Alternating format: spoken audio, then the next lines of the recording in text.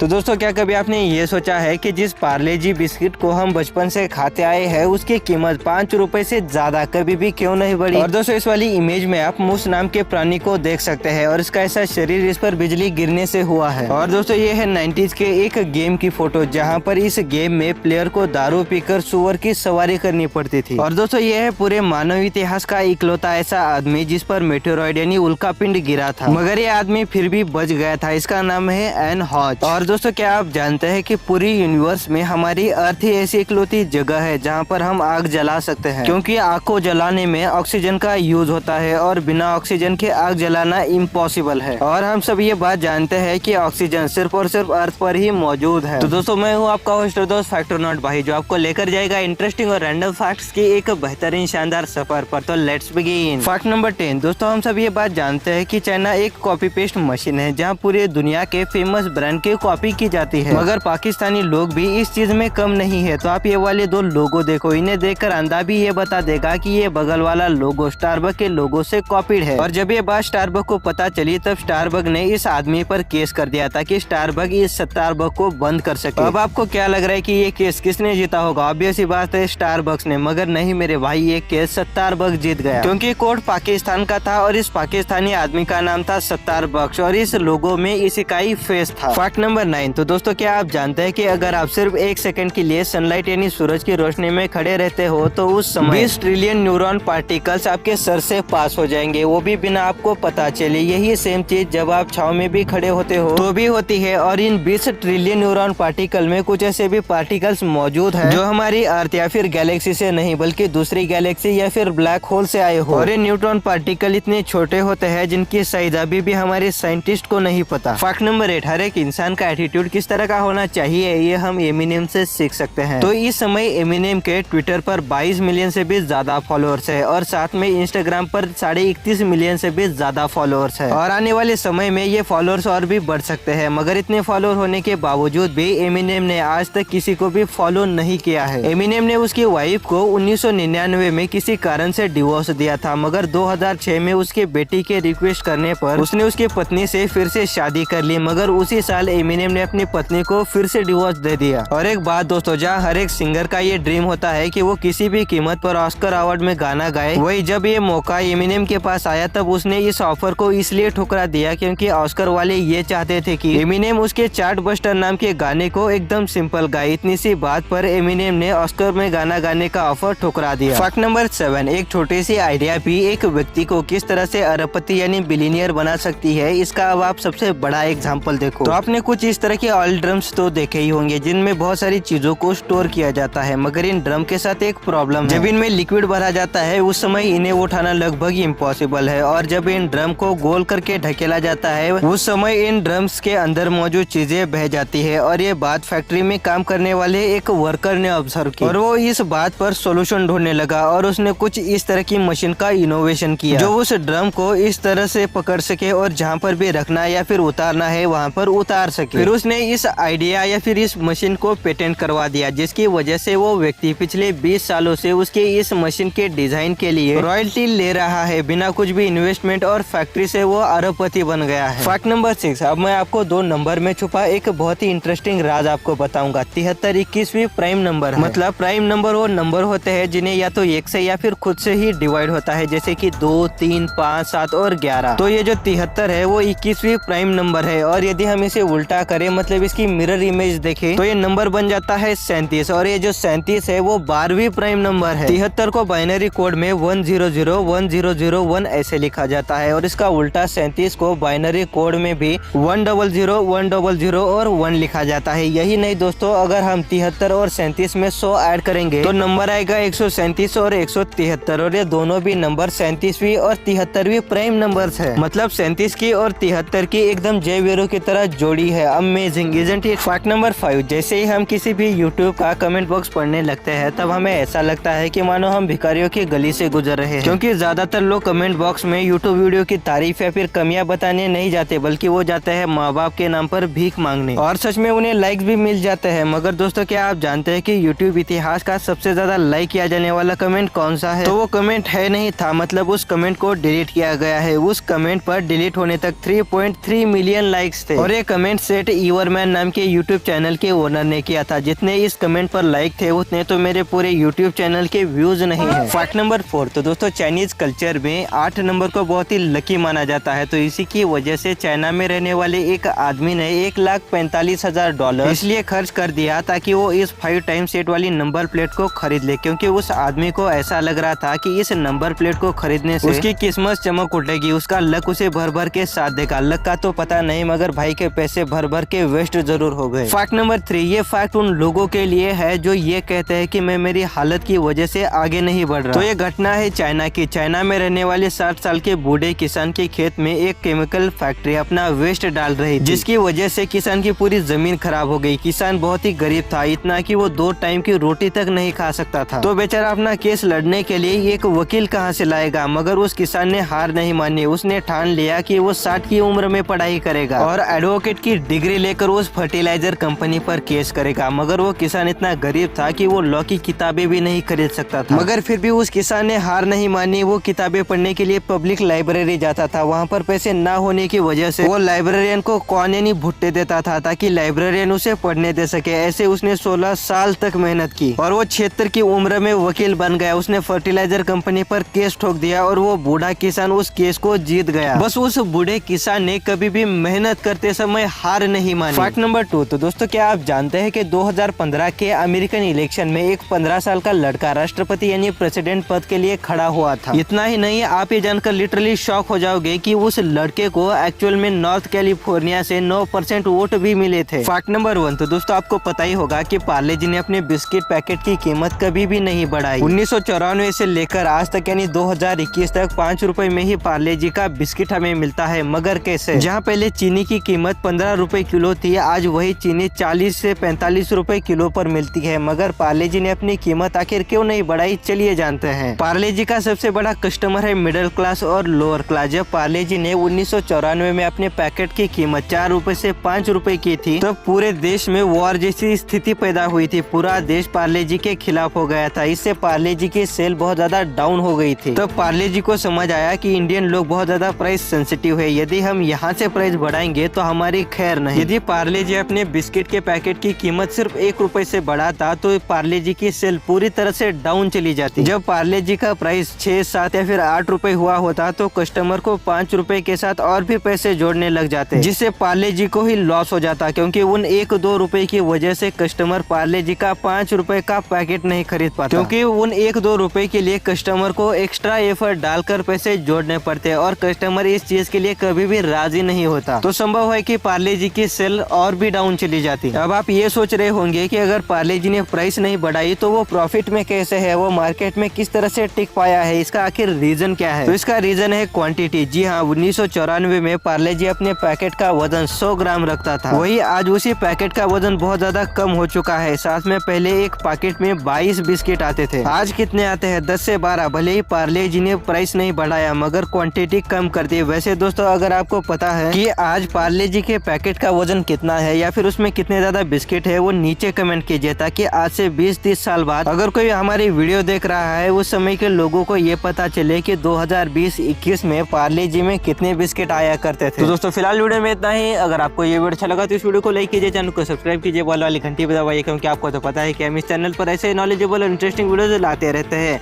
ये वीडियो देखने के लिए आपका बहुत बहुत धन्यवाद।